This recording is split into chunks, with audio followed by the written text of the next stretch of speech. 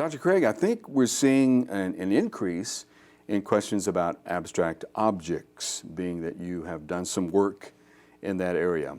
Where do people need to go? I think so many of our listeners do know about your work in this area, but are there some resources that you can mention? Well, there are very few published resources. About the only thing book length would be Paul Gould's book, which is called Beyond the Control of God. And it's a 6 views book on God and abstract objects. Also on the website, reasonablefaith.org, if you look under the sections on the attributes of God, the articles on the attributes of God, you'll find a section on divine aseity, where there are some of my articles published. And then, of course, there are the Cadbury lectures, which are now available both on YouTube and in DVD form, along with a C.S. Lewis Society lecture that deal with this topic. If anyone is thinking, okay, I don't think I'm going to pursue this on abstract objects, the first line of this question, I think, spells out why you should. It says, Dr. Craig, I want to start off with a sincere thank you for your work in apologetics, theology, and philosophy, as they have helped me form an even greater picture of our maximally great God. Bill, I found that to be true in my own life for years and years and years. In our worship and contemplation of God and our meditation on Him, to come to know Him more and more and more and what He is like. There's philosophy, theology, apologetics, all of that does that. Yes, and this subject certainly redounds to the glory of God as it magnifies His unique status of the creator of everything that exists apart from Himself. And that doesn't take the place of Scripture, but it works in conjunction. Oh, on the contrary, I think this is what Scripture teaches. Yeah. The Gospel of John, chapter 1 and verse 3 said, all things came into being through Him, that is through Christ, and without Him not one thing came into being. So this is an attribute of God that is taught, I think, fairly clearly by Scripture. The reader continues, in your third Cadbury lecture, you outline both absolute creationism and divine conceptualism and discuss how they both are problematic. Maybe it would be good to pause and explain what those two views are. Absolute creationism is the view that there are abstract objects like numbers, sets, properties, possible worlds, and so forth, but that these have been created by God. Divine conceptualism is a different view. It says that there are no abstract objects, but there are divine thoughts. God has the thought of the number 2, or of the set of all the natural numbers, or thoughts of possible worlds. And so what were normally thought to be abstract objects are in fact thoughts in the mind of God. So those are two attempts to safeguard God's being the sole ultimate reality, while being a realist about the existence of mathematical objects like numbers, sets, functions, and so forth. Okay. The primary argument against absolute creationism was the bootstrapping argument. Now maybe I should say what that is. And here the bootstrapping objection is a very well-known objection to absolute creationism that's usually thought to be fatal, and that is this. Take properties. Absolute creationism would say God has created all properties. But how could God create, for example, the property being powerful if God wasn't already powerful? He would have to already have the property of being powerful in order to create the property being powerful. And so there is a vicious circularity here, trying to pull yourself up by your own bootstraps, so to speak. And so this is one of the most well-known objections to absolute creationism. God couldn't have created all properties because He would have to already have properties in order to create them. Yeah. Would another, I was thinking, would another illustration be God couldn't create existence because he would have to exist in order to create existence? Yes, that would be another example, but I didn't use that because many people would deny that existence is a property. Ah, okay. And so they would say, well, that's not a problem because it's not a property. But there are other properties God would have to have. Okay. I But think power is a property. Power, being powerful, Yeah. if not omnipotent, being powerful, but also being conscious, being concrete. There are a number of properties God would have to have in order to create properties.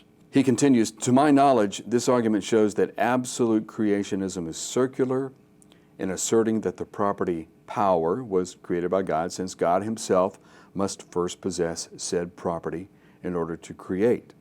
Upon reflection of this lecture, some things came to mind. When we define God as a maximally great being, certain properties come immediately to mind.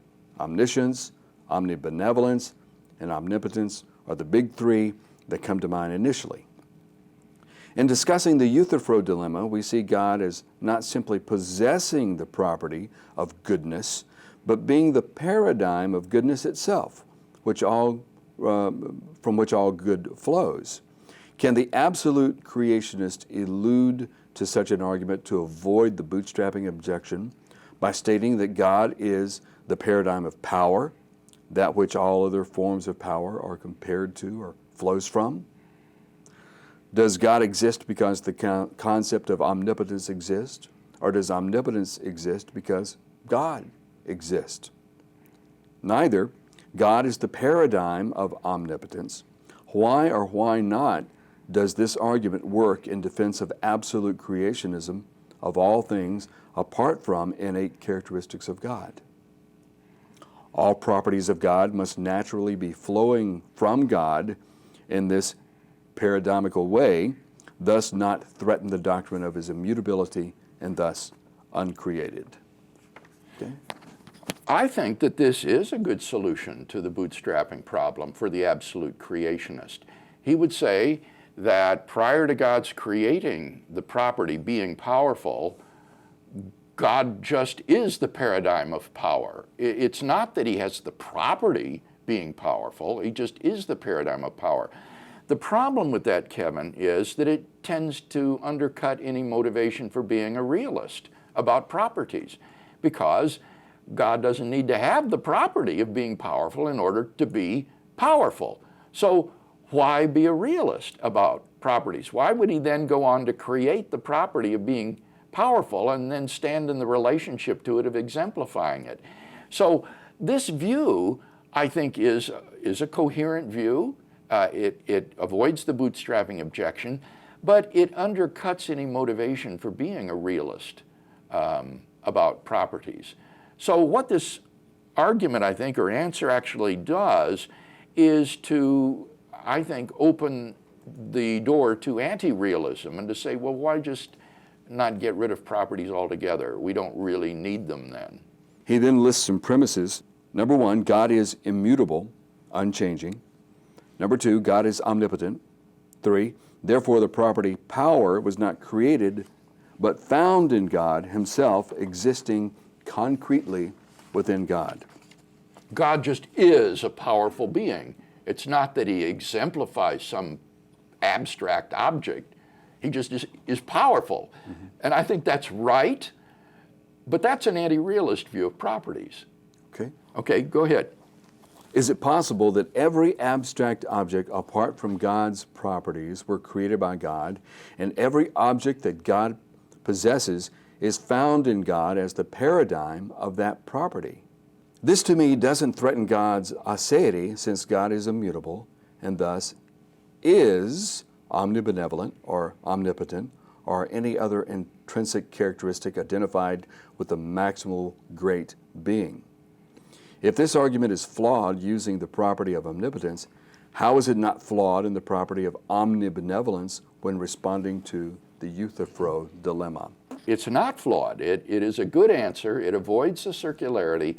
But as I say, I think it cuts the nerve of realism. There just isn't any reason then to be a realist about abstract objects like properties anymore. While you give interesting arguments against the indispensability argument, Would not the theist prefer realism? Does, in your opinion, anti-realism downplay characteristics of God? Neutralism seems to avoid metaphysically heavy existent assertions, but isn't that exactly what the theist would want to do with properties concerning God and morality? I know this is an extremely loaded question and would like to thank you for your time. Yeah, no, it's a great question. Yeah. Let's again define some terms. The indispensability argument for realism is that if you assert as true statements which involve in them terms that refer to abstract entities, like 2 plus 2 equals 4, involves the terms 2 and 4.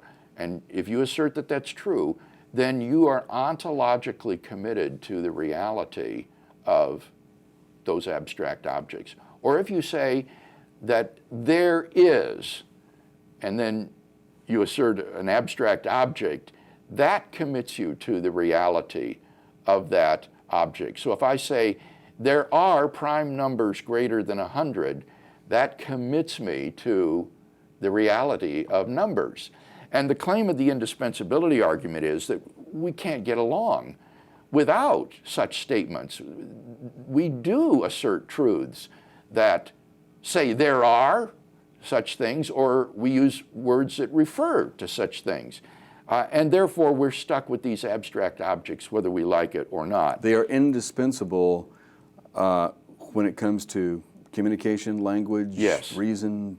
That's right. Yeah, okay. And what neutralism says is that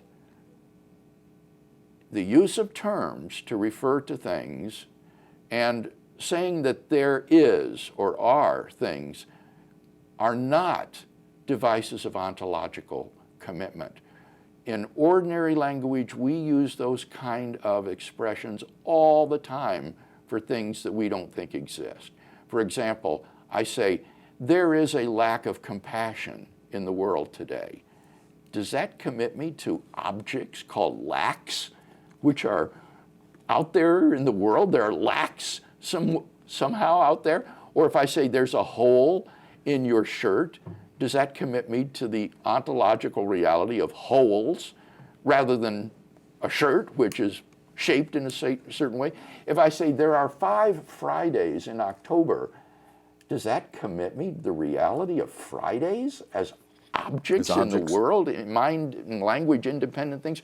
Well, no, obviously not. We say there are or there is things all the time without ontologically committing ourselves to those things. And similarly with names. We can talk about the accident that was prevented, or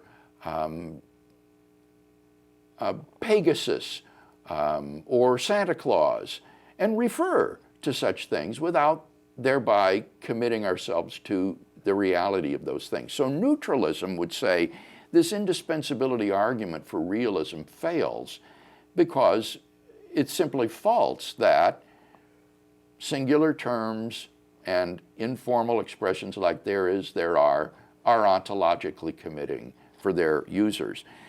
And he seems to agree that neutralism does avoid these metaphysically heavy existence commitments. And I think that is what the theist wants to do. He wants to avoid saying that there are uncreated abstract objects that exist independently of God. So I find neutralism to be very attractive theologically because it preserves divine aseity and enables us to say that God is the sole ultimate reality. Okay. Another question on a similar topic. Dr. Craig, after sharing your lectures on abstract objects with friends, I've noticed that I frequently encounter the same objection to your attempts at avoiding ontological commitment, which we just talked about. Consider the following sentence. 2 is less than 3. You and I agree that this sentence can be taken as literally true without committing one to the existence of 2. Okay, now that means he takes a neutralist view of the use of singular terms, that you can say 2 is less than 3 and that the truth of that statement doesn't commit you to the existence of the number 2. So he's adopted a neutralist view. He continues, the objection I often hear is that if you say it is true that 2 is less than 3, then you are affirming that 2 has a certain property, namely that it is less than 3.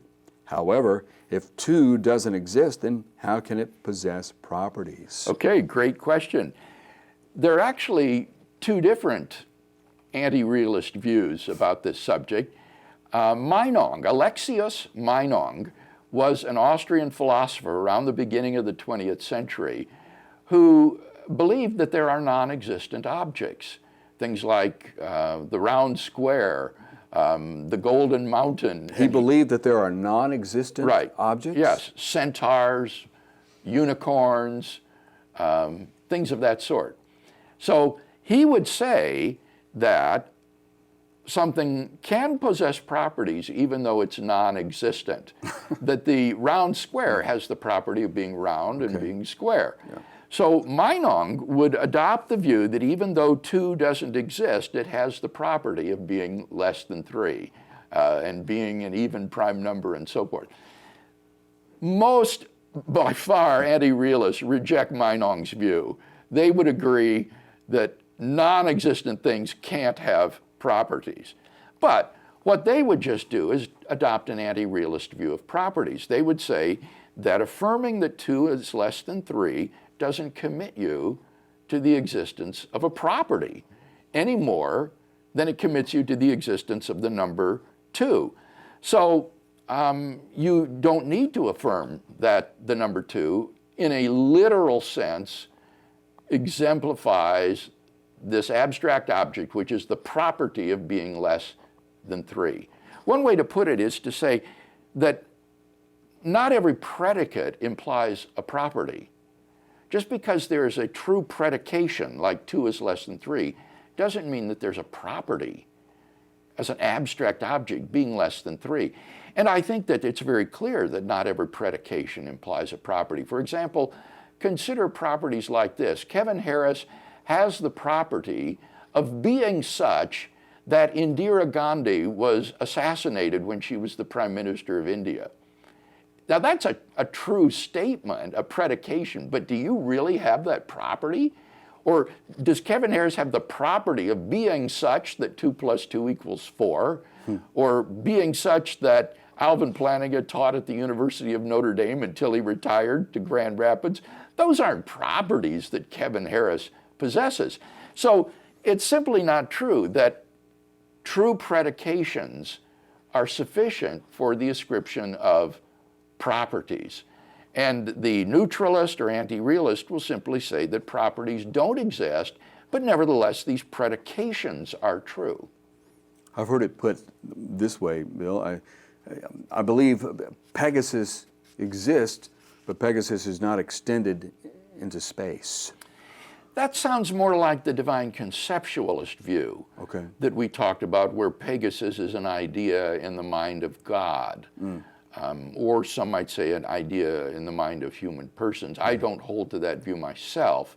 I would prefer the neutralist view, which just says that the use of names and expressions like there is, there are not ontologically committing. And therefore you can have true sentences involving such terms, like that Pegasus is a mythological winged horse. That's true, but that doesn't commit you to the reality of Pegasus. Thank you, Dr. Craig. More questions next time on Reasonable Faith.